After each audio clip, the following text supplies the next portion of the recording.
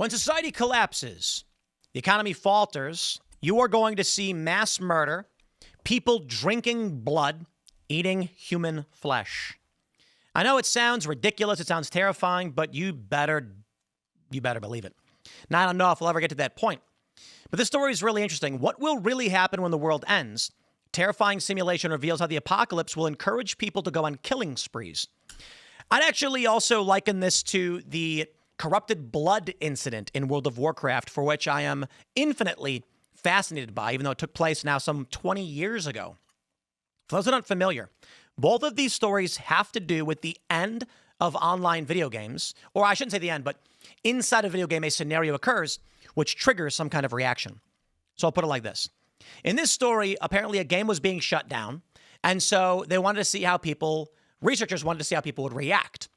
They went on killing sprees. I don't know if that's the same as what we'd see in a world-ending scenario, but what they're arguing is not that we're talking about society failing. They're saying if you came out right now and said a giant meteor is going to slam into Earth, guaranteed you will all die in a week, people will just go around murdering each other. Yikes. It is Crowd Health. It is open enrollment, the season where health insurance companies hope you'll blindly sign up again for overpriced premiums and confusing fine print.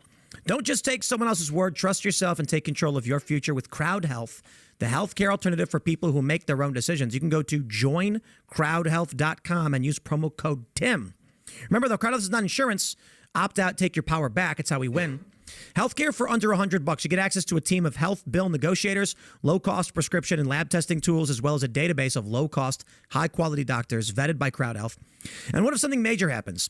You pay the first $500 and the Crowd steps in to help fund the rest. It feels like the options we used to have before Obamacare messed everything up. And of course, you'll join the Crowd, a group of members just like you who want to help pay for each other's unexpected medical events. The system is betting you'll stay stuck in the same overpriced, overcomplicated mess. And this year, it's even more complicated because most of the ACA subsidies expire, which means your prices are going sky high. So far, Crowd Health members have saved over $40 million in healthcare expenses because they refuse to overpay for healthcare.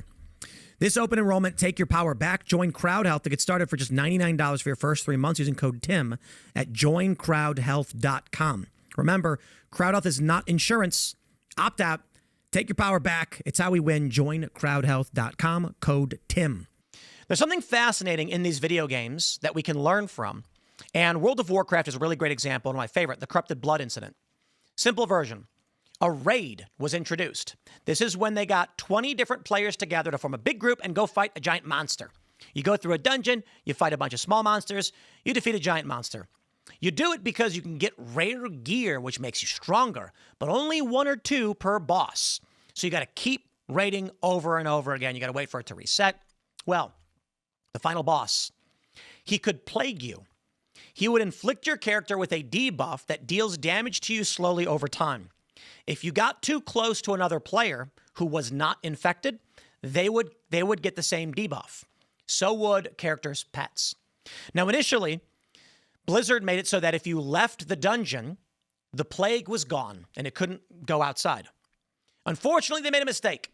When the game first launched, the dungeon first launched, your pets, so if you're like a hunter in World of Warcraft, you have a tiger or a wolf or something along with you, they could get sick. They forgot to make it so the plague would leave the animals. After defeating the final boss, many people were plagued, and they opened up a portal, is what you can do in the game, to go back to the capital city of Stormwind, or Orgrimmar, depending on which faction you played. This instantly brought the disease out into the real world, where it spread rapidly, affecting every player. High-level players who could survive by curing themselves or healing themselves slowly, they'd eventually die, would instruct weaker players, lower levels, to avoid the cities because the plague would kill them. Skeletons littered everywhere, and some people intentionally spread the plague to uninfected areas for fun. It mimicked real-world plagues and epidemics so well that researchers collected the data, and they're analyzing it even to this day. My proposal is to make a video game. I pitched this game 10 years ago. It's wild. It's been so long. 12 years ago, actually, to Vice. No joke. We had a meeting about it. I said, we want to make a video game, an online RPG, where once per week, an unknown disaster will strike. You have 6 days to collect items and prepare yourself. The only thing you know is that Saturday night, some kind of disaster will strike. Afterwards, everybody gets reset. And the goal is to survive. Once the calamity is over, they will then give you a full readout of what players did. How many players engaged in combat, how much damage was dealt, how many items were stolen, how many people formed groups to protect each other. So it would be like this. You're running around a city, GTA style, collecting items, putting them in your base, and then come Saturday, air raid sirens go off. You have no idea what's going to happen. All of a sudden, tsunami hits the city. Everybody on the ground in cars running, dead instantly. The people who are in buildings and high ground survive. What happens next in this next 6-hour stretch? The same thing would happen next week. So Monday, you reset. City's back to normal. And then come Saturday, alarm goes off and zombies are everywhere, or aliens are invading. Or martial law. Half the players are turned into military, told to secure certain resources and not allow people to steal them, and the other group of people have to get the resources. A lot of fun things you could do with that. Take a look at this story from the Daily Mail.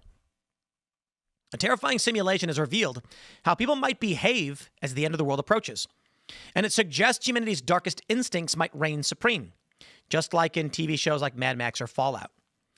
Researchers say this is because the impending end of days means the penalties for violence lose all meaning. That lack of consequence may mean some individuals return to more savage tendencies. Even though the simulated world was only digital, the researchers say the results provide a terrifying glimpse of what would happen in a real-world apocalypse. This finding raises interesting questions about human behavior. Co-author Dr. Hae-Woon Kwok of Indiana University, Bloomington, told Daily Mail, "It forced us to consider which actions are controlled by external penalties and which are controlled by our own internal ethics." They say, in the terrifying simulation, scientists predicted how people would behave as the end of the world approached. Surprisingly, the simulation took place in the online video game Arc Age. Players knew the game would be deleted after 11 weeks, so researchers watched how they behaved as the end approached to simulate a real-life doomsday scenario. The simulation took place inside a closed beta testing period of an MMO called Arc Age. The players were free to play as normal, but knew their digital world would come to an abrupt end in 11 weeks. The researchers analyzed 270 million records of behavior. Their analysis revealed that while most players simply got on with things, some outlier players quickly turned violent. Overall, the researchers were able to identify 334 individuals who committed murder within the final 2 weeks. The data also showed that some players showed a quite rapid increase in murderous tendencies. Now, here's the thing. When people are told that this is a closed beta for 3 months, do your thing. Some people are like, okay, I'll play the game and see how it goes. I don't think that's the way you do it.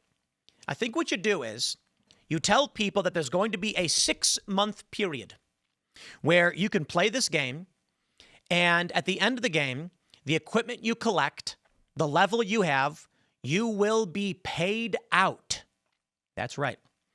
After 6 months, you will be paid out based on your character's level, items they have, etc. So that's the incentive to play, really. And the rewards, the prize pool will be $1 million broken up individually amongst all players. We're only going to allow in, let's say, 1,000 players. So a max potential for each player at $1,000. However, you will get a score based on your level scaling downwards. The higher your score, the more of the pool you receive. So maybe 1,000 wouldn't be enough. I don't know. But the general idea that I have is this. What you do is you tell them they get paid after 6 months. What you don't, or maybe we can just make it 1 month. What you don't tell them is actually 1 week into the game, they will be informed there's only 1 week left of the game. So then what do people do? No one is then playing the game arbitrarily. The issue I take with this is that people who played the game knowing it was only 3 months probably said, okay, I'll try the game out for 3 months. Whereas in the real world, if people are told everything you've done up to this point doesn't matter, the world is ending, they behave very differently. They may say, then I'm going to try the things I can never try. So a game would need to be developed where you tell people the game's going to go on forever, but we'll pay you out every 6 months. You can't say this because you don't want to defraud people. 6 months from now, you'll get paid, but you ain't playing the game for 6 months. How will people react knowing they have only 1 week left to try and live their best life and accomplish their goals? That is where I think things would get truly interesting. They go on to say the researchers still aren't convinced that real people will be driven to bloody murder sprees. An action inside a game, such as clicking a mouse, is fundamentally different.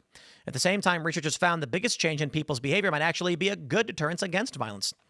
I think that what likely would happen, to be honest, is that you'll end up with a lot of orgies. People will do drugs like crazy, and they will just maximize their pleasure on the way out. Because nothing matters, right? We see this in media, these movies where time repeats itself. What does a person do if they wake up and the same day is repeating itself? Groundhog Day showed us he was kind of a dick to a lot of people in some circumstances. In others, he just did his thing, ultimately tried to kill himself. Some people, I believe, would just take their own lives if they knew it was all pointless and the world was ending. But there are many of these time loop movies where you see people become very evil. They start doing whatever they want, exploiting whoever they want, raping, stealing, murdering, because like, what does it matter? I'm going to wake up tomorrow and everything's reset. I think that's what you'll see if people say the world's going to end. There's going to be a lot of people who say it's not about being good or evil. It's about doing as much as I can in a short amount of time. And then the scary thing is, what if the world doesn't actually end and you were wrong? Yeah. I'm going to wrap it up there. Smash the like button, share the show. Thanks for hanging out. Follow me on X and Instagram at Timcast. Go to castbrew.com. Use promo code TURKEY20 and you will get 20% off everything. Not just that.